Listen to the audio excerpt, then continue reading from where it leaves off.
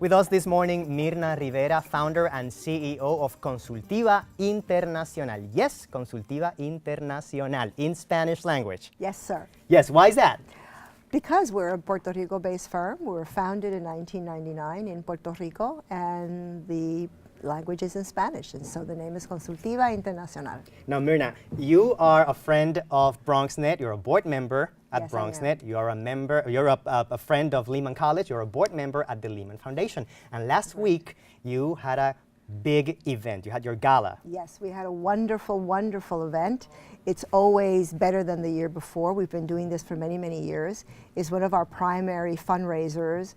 It's always at the Botanical Gardens, which is always wonderful. And I have to take this opportunity to thank the staff at the Botanical Gardens who always make this event just go off wonderfully without a hitch.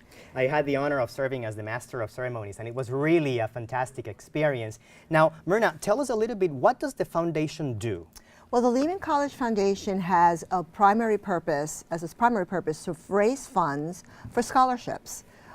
Most of the students that come to Lehman College are not full-time students. The average age of our students is higher than what one would think about students coming right out of high school. And so many work and go to school at the same time. Many of them are first-generation university attendees and their families. And so the finances is always an issue, it's always a stress, and what we try to do is alleviate that stress as much as we possibly can.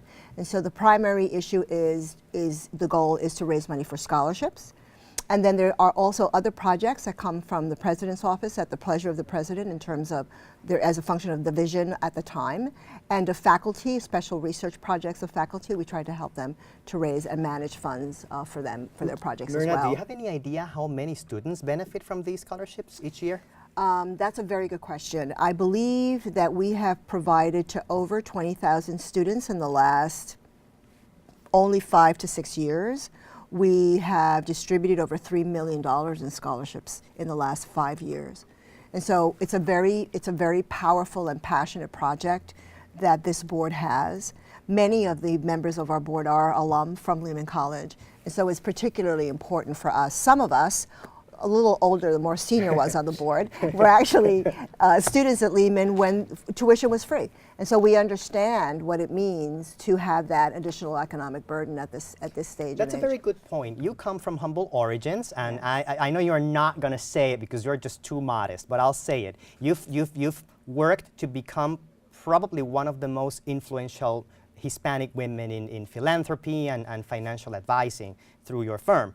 Now, and you're also a Lehman alumni. Correct. What is the importance of maintaining education accessible? For example, in your life, it made a tremendous difference. Education is everything. Education is what gives you a window to the world.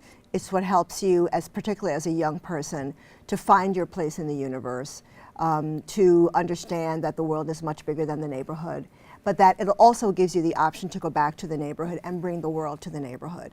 Education is absolutely everything. It's what allows you to read, it's what allows you to write, it's what allows you to communicate with everyone else. And it also allows you to explore your passions.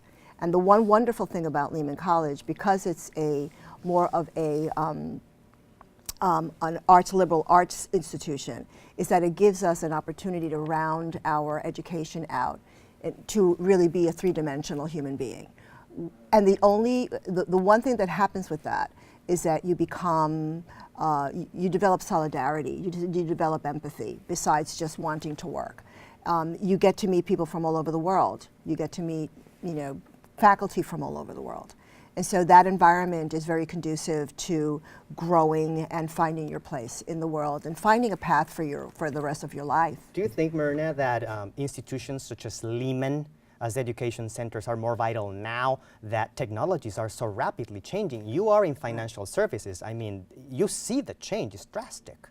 They are, but at the end of the day, any transaction is among human beings. And the capacity for us as advisors, for me as an advisor, I can tell you without a doubt that I'm successful as an advisor to a very large extent not because I was a mathematician or I studied finance. It's because of my capacity to listen, to empathize with the dreams and aspirations of my client, and to be able to guide them through the part that I do specialize in that they may not have any idea how to do. At the end of the day, it's about human beings coming together around aspirations and objectives.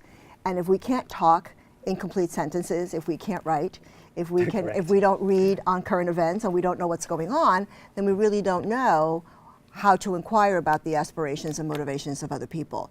And that's not just true about investment advice. That's true about doctors, attorneys, any professional that you hire. You're hoping, you assume they've got the certification. You're hoping that they're a very high quality and informed human being.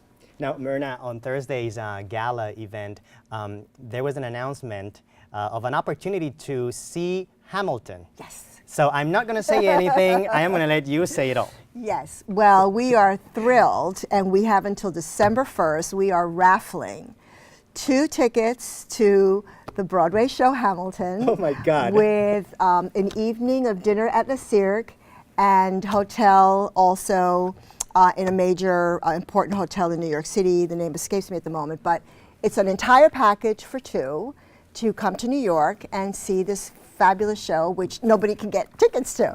So we were very, very fortunate to be able to pull this together, and the raffle is going on as we speak. And it will go on until December 1st, which is when we're going to actually do the draw. And all of the proceedings for the raffle go to? Go to the foundation, go to the scholarship fund for the foundation for Lehman College students. So we're hoping everyone gets on Facebook, LinkedIn. There's a Lehman group of students of ex-alum on LinkedIn. We're on Facebook. And I'm sure that through those mechanisms and also through the website, at the Lehman website, there's a foundation component. At the Lehman website, you can get information and buy your tickets. We're also going to post the foundation information on the social media for Open and Dialogo and all of the BronxNet platforms, so you can get information about the foundation if you want to participate in this raffle for the tickets to see Hamilton and help a very noble cause. Thank you. You are also a board member at BronxNet. And I am indeed. You and I had a very interesting conversation about community television and the importance of platforms like BronxNet. Yes, BronxNet found me, and I am thrilled that they did. I believe I have learned in the process the importance of community work in media, the ability to create your own news, to be able to develop students and adults in the professions around media, and to own your stories. I think it's very important to give a voice to those of us who don't have a voice in mainstream media, if you will. And sometimes if we do, it's rather distorted. That we be able to own our stories, honor our stories, and tell our stories as they should be told, I think is a phenomenal contribution, particularly to the communities of a borough like the Bronx, which is so diverse and has so many wonderful stories to tell. Absolutely, I agree with you.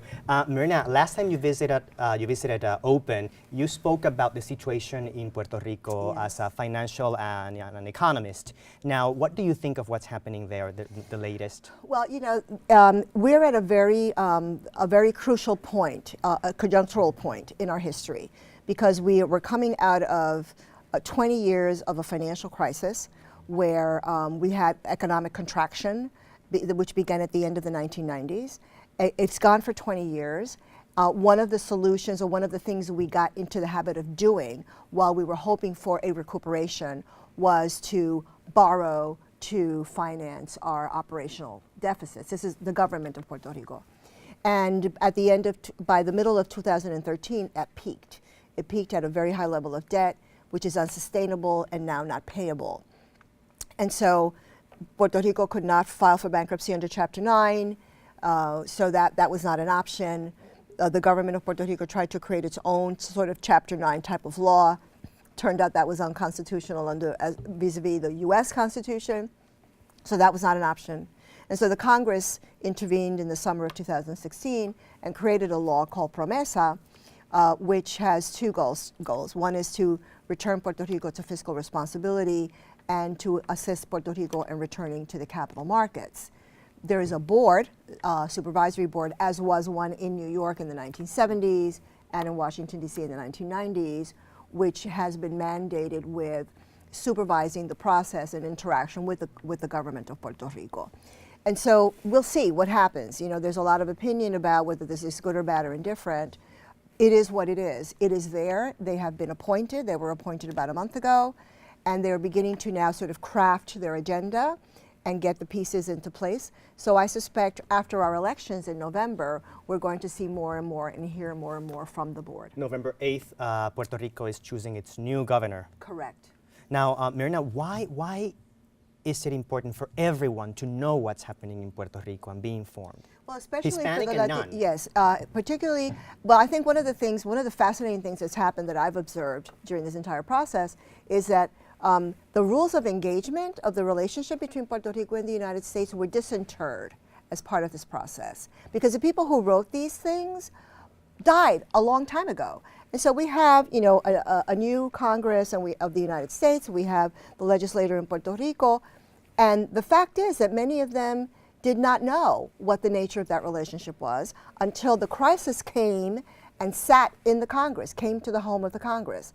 And Congress realizes that they, under the Constitution, have total control over the territories. And so it's only when Puerto Rico comes to seek assistance because we can't do it any other way that the relationship and the nature of the relationship is disinterred. The insular cases are disinterred, the Puerto Rico Constitution, the Jones Act, et cetera, and then all of a sudden this is a piece of academic research that a lot of people are paying attention to. But beyond that, Puerto Rico is a nation where most of its naturals are not on the island. So it's, you know, we have 3.5 million of us are living in Puerto Rico, and over 4 million of us are living outside. So we're all attached at the hip. You know, we have a tremendous, in New York, there's a tremendous Puerto Rican population here, been here forever. The largest. Mm-hmm. One of the largest. And so what's happening in Puerto Rico affects us emotionally because everybody has a cousin in Puerto Rico.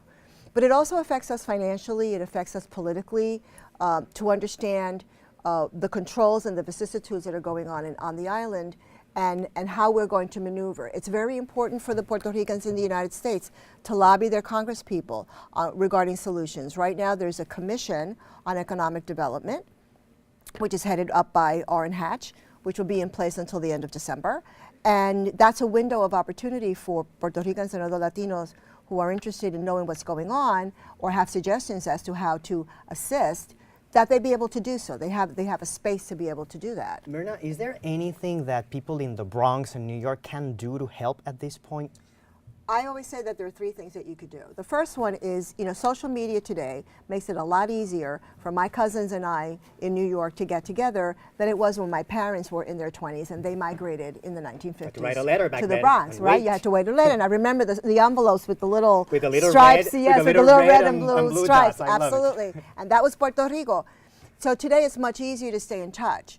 So stay in touch. Stay in touch. Talk to your friends. Talk to your relatives. You know, swap articles, share stuff on Facebook. I'm sharing stuff with my friends in the United States via Facebook. I see something that I think is interesting, and I post it, and that's a way that my friends are staying sort of up on what's going on, and they're always very thankful because they don't get the news directly here. That's one thing to do. The second is to visit. For those of you who can visit, come to Puerto Rico. Puerto Rico is the center of the universe. We own the sun. We're in the middle of the Atlantic Ocean. We have wonderful food. We have wonderful culture, wonderful things to do. The entire visitor economy in Puerto Rico is expanding beyond the beach and golf. It's really about the mountains now. It's about hiking. It's about surfing. It's about zip lining. It's about culture, the music in Puerto Rico, not only our own folkloric music, but traditional classical music in Puerto Rico. The Casals Festival is coming up in February, for example. It's a world-class festival. Academic tourism. If you can go to school in Puerto Rico, it's cheap, it's wonderful, it's world-class education. And then the third thing is, if you have the wherewithal, invest in Puerto Rico. Puerto Rico has an extraordinary opportunity for investors now because real estate is cheap. There are opportunities for building businesses.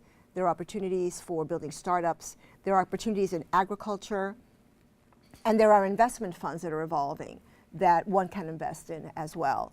So those 3 things: stay in touch, come visit us once in a while, spend some money with us, and invest with us if you can. Thank you, Myrna, for joining us this morning. Thank And congratulations you. on the great work that you have been doing. And I know you have a big trajectory in music, and we've got to talk about that sometime soon. Oh, one of these days we will. Great. Thank you. Thank you so much, Javier. Friends, let's continue on with the program.